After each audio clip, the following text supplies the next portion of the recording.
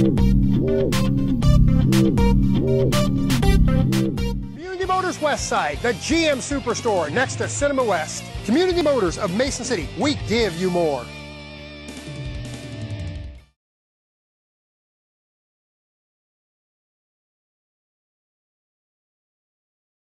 So I represent Bob Anderson. The supervisor. Supervisor. I'm John Stone, and I represent Pat Wright, County Treasurer. I'm Bill Cody, and I represent Tony Pierce. Who? Tony. Okay. Well, let's get the election of officers out of the way. We'll move to that. Any volunteers, nominations for chairperson, secretary, those are the positions we need. I nominate Tom Jones. I second that nomination. Any other nominations? All those in favor signify by saying aye. Aye. Opposed? Secretary. I nominate Bill Cody. Okay. Is there a second to that? Second. All right. Any further nominations? Okay. All those in favor signify by saying aye. Aye. Aye. Duly elected. Okay. Last year, we had a lot of questions. And I got thinking about it during the year, and the more I think about it, the more I think, gosh, I should have gotten some of the stuff out, particularly some of the new members. It's kind of easy when you do this after a while. It all becomes, natural to you. So with the help of Tom Drudzinski, who did an able job, as usual, of putting all this stuff together for me, we have provided the sheets and some interesting information that kind of wondered about, so we'll go from there. Let's go to the first page, and as I say, you can see the draft packet that you have in front of you. The Consumer Price Index trend for the last 12 months is 3.84. This is information you could never get years ago, but you can get it now, so that's really great. Helps us a lot. Takes all the guesswork out of it. So that gives you a basis upon which to work on. We worked with Heather Maythree, the budget manager, to provide some, what I think is some interesting information. Fund balances, I think, are important. The levy rate trend sheet, I think, is particularly interesting. I got to say this, I think that's probably one of the great move the county did when they organized and put that tech firm all together, because now that happens. In fact, you think about Ken Klein, who just had an election and changed the process again, and his comment, because he had such positive public reaction, was that now we're going to be able to even save more money for the election. So it's things like that this technology group can help and put things together, and that's how the county tends to grow and I think do pretty well. I've given you the sheets as far as the code is concerned as to the parameters. Hello there. Howdy. How are you? Welcome. Welcome. Thank you. We just got started. Part of this is in response to your questions from last year, you see. So I came about and I better get some answers here. And so if the sheet, if the packet is large, you have part of the responsibility. How's that? That's good. So we just finished covering the front sheet. Talked about CPI trends, and this is say a statistic you couldn't have gotten years ago, but now you can get it. The CPI has increased to 3.84 this past year, which gives you kind of a basis to work off of. It's always nice to know. You've gotten the county stuff as to what officers or what elected officials are entitled to what type of pay and their percentage of compensation and that sort of thing. I'd forgotten last year to explain that the county attorney's is set by statute also, as is the sheriff. So we have to work within that parameter, and if you look at the county attorney's salary, that has to fall between $61,965 and $137,000, based upon what the district court judge receives. You know, some of this stuff you've just got to say, well, this is what the legislature did, and that's how they put this together. So we did that, and we're right in that 74th percentile of what the district court judge gets, and so we're right in line with, the county attorney is right in line with where he should be. You have the usual sheet that shows the salaries and matrix that goes with that. And then we go back here, put together Tom Judinski got the stuff all done for us here, which is great because the county's got all this stuff. But you look at the salary trends, and the supervisor, the attorney, the auditor, treasurer, sheriff, recorder, you can see how those salaries have gone up, how they've increased, and it gives you kind of a good guideline in that respect.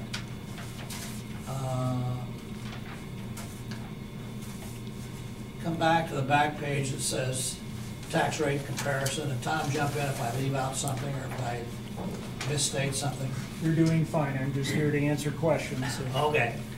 if any members have those. Always want to know what the tax rate is for the county, you know. Well, we've never done that before. This is a new chart for us. So it shows you, one, the countywide valuation, two, the countywide levy, and the tax dollars received from that as well. I was stunned to find that for the past 5 years, the county has not raised property taxes. Now, don't have people call me and say my taxes went up, because it does not include the school district, it does not include they have nothing to do with the school district, they have nothing to do with, you know, bond issues and that sort of thing that you may pass, and Clear Lake or Mason City or anything like that. Those are additional levies that are fixed over on top of this. So I hand this out because I think it's pretty interesting information, and I think it's pretty impressive that you can go through and not raise taxes at all for 5 years, and that's very commendable. So it's a positive thing for us, and what it does, what I like about it, it does reflect upon the strength of the county, because what you're looking at here is you're looking at sure, increased valuations of properties. You're looking at growths. You're looking at things like that have happened, but those things come about because this is a good county. The other chart that I like a lot is the one right in back of it, and it's the actual fund balances. It shows you what the county has, and that's very impressive. The county is in a very strong financial position. I guess that's the only way you can say it, and that's good. That's what we want. When you see California thinking about going bankrupt, and cities going bankrupt, and other counties going bankrupt, I think it's really a comforting thing for the citizenry to know that, hey, you know, our taxes haven't gone up. We're not, you know, we've got good fund balances. Things are going pretty well. So it's a compliment to the elected officials, because as all of you here know, that there are a lot of elected officials, you know, whether it's the auditor, the treasurer, and those people all have to work together. You look at the improvements Ken's done, you look at the improvements that even the county recorder in doing electronic filings, and those things which were not available years ago, but now people in Clear Lake, lawyers, bankers, whatever, you know, they can email that stuff across, and it makes it a lot easier, saves a lot of time and effort and energy. And I point these things out because sometimes we do overlook the bonuses and the advantages that we have, and so with that, I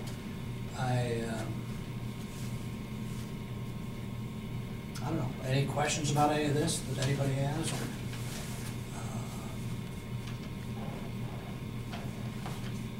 comments one way or another? Tom, on the county valuation, Yep. is there a, and maybe I'm reading it wrong, but is there a percentage increase column anywhere in there from year to year, like what the countywide valuation actually went up? From like This is 05, a- 06, 06, 07? This is a table that Heather prepared, so I don't, that's just the limitations of the data that she provides. It's good information, but it'd be nice to see that percentage. Well, and that's how we improve and inform the public better of what's, you know, what's going on. I guess that's, it just, I was stunned. I was surprised. I did not expect this result, quite frankly. So, I don't know what else to tell you. I've tried to give you all the information that is required.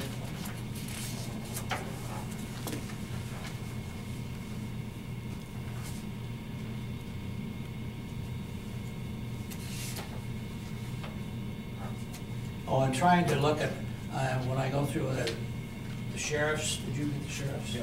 Okay, what is the sheriff looking at? That's not what it is.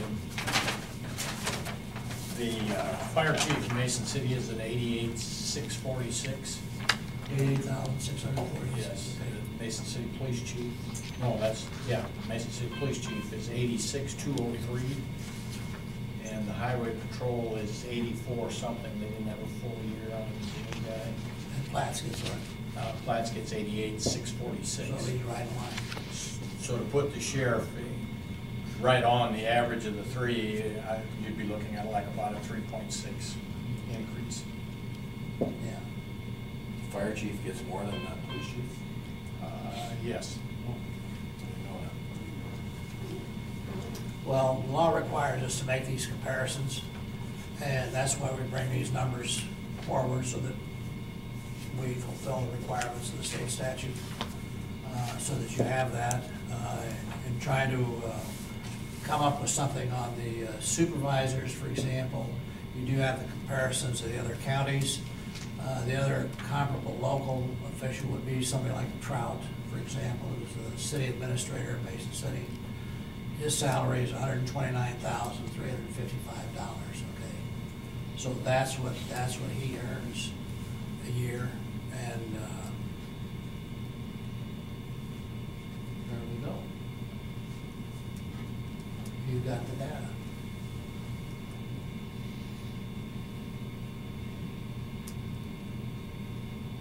Any other questions? Tom, do you want to mention in the past, there's been $750 separation between the treasurer Right. Years auditor ago. position and the Yeah, and the let me recorder's just explain position? that. Years ago, we struggled, because you look at the salary of the auditor, the salary of the treasurer, and the salary of the recorder. And then you look at the duties and the functions, which we did in 1 year, and there isn't as much responsibility in the recorder's office as there is as far as the treasurer and the auditor and that sort of thing. So the commission at that time decided it was rather unfair to treat them all equally. So what we did is we separated the recorder's position and pegged that at $750 less than the others, only because of duties and responsibilities, not because she doesn't do a great job, because she does. But the commission got on that program at that time, and so that's something that we've always kept. Okay. That's up to this board to do what it wants, but that's Mr. Chair. where. Pardon? Mr. Chair, just a question in regards to Mr. Trout's salary. How does that fit into this? Brent Trout, the city administrator, how's Well, that fit in? you look at the three supervisors, Just take his salary divided by 3, what would that make it? Is that, I mean, I'm trying to give some local balance as we're required to do, you know, we don't have anybody else that's, you know, in that type of a position, and it's, you know, we don't, not like Des Moines where you have a lot of cities, a lot of Cedar Rapids and those areas where you have a lot of comparables. So, trying to fulfill the comparable requirement, okay, I don't know who else to use, I mean, that's Fine for, I just, you know, that's the only reason, it's just, okay, if you take 3 times, what are the supervisors get? 45,000. 45,000, okay, so that kind of puts you in that position, you see. So it's, yeah, you know, the people that look at it say, yeah, everything's pretty much in line, and we've done the job that we're supposed to do, and we take this into consideration. We try to fulfill the requirements of the state law as best we can, because it's not always easy in an area like this. We don't have the advantage of the Des Moines, and say in the Davenports and Cedar Rapids and those. So it's a little different. May I comment now? May I comment? For those of you who don't know me, my name is Chris Watts. The Brent Trout comparison, I think, I understand exactly, and I commend you guys for your volunteer service to this board. And the compensation board, I totally understand, it just makes recommendations to the supervisors, but just kind of a point there. Mr. Trout puts in a significant work week, whereas the supervisor is just considered a part-time job. And commenting on the other offices within the facility, the recorder has made significant strides, as you so stated, Irvin. I think the treasurer's office has come a long ways also in regards to delinquent fines. They can't get their plates until their fines are paid. That's very significant. And Mr. Klein, with his new voting program that's being used by several counties around the state, is very commendable and a good mark on Cerro Gordo County. But, you know, I have no, and I never, you guys probably all know my position in regards to the compensation of the elected officials. I have no problem with those other officials getting those. It is up to Board of Supervisors under Iowa Code 331.907 in regards to voluntarily looking at a decrease for their own.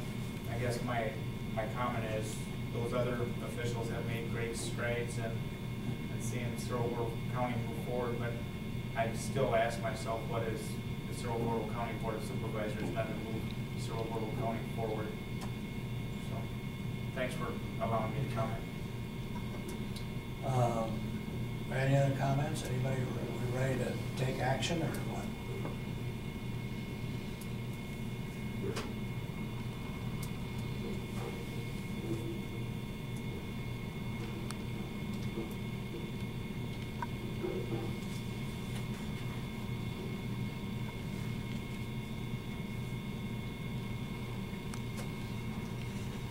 The chair, if you want to know my opinion, I don't really think this is the year to be aggressive. You know, the economy still is not, and not that they're not deserving, or not that they're not any of those things, but we have a lot of problems in this country economically. And I don't know, I'd suggest we do a 2.5%. It's below the consumer price index. It's, you know, it's the county. This is difficult because when you look at the fact that the county's not raised taxes, the county's not, you know, they've done a good job, you see, with keeping their, and it takes the team to work on that. You know, everybody's got to buy into something like this, and it's good.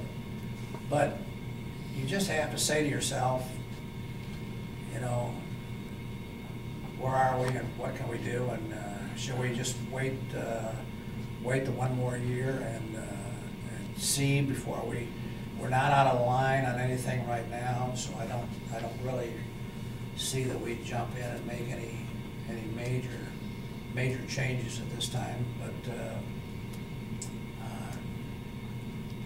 I don't know, it's your choice, but that's, I just kinda think it'd be like a 2.5%, something like that would be pretty much in line. I'd make that a motion. Is there a second? I'll second it. Got a second. Any further discussion? All those in favor signify by saying aye. Aye. Opposed? None, motion's carried. If I could just ask a question, Tom, when you do the 2.5%, are you then going to apply the 2.5% to the auditor and the treasurer, and then Yeah, just whatever the auditors, $750 from from whatever the auditors okay. is, for example, then just cut Just point of $750 clarification, under. so, Yes. all right. We got messed up one year and she got shortchanged, and that was my error. Yeah, But we made it up. I think we had one year also where the auditor and treasurer might have been shortchanged too, so, okay. Yeah, unless you wanna change that 750 and make it all equal, it's prerogative of this board, that's what you can do, that's been the pattern in the past, so. Anybody feel they wanna change it? Okay. Nothing further, is there a motion to adjourn? Second? Second. All those in favor signify by saying aye. Aye. Thank you very much. Merry Christmas.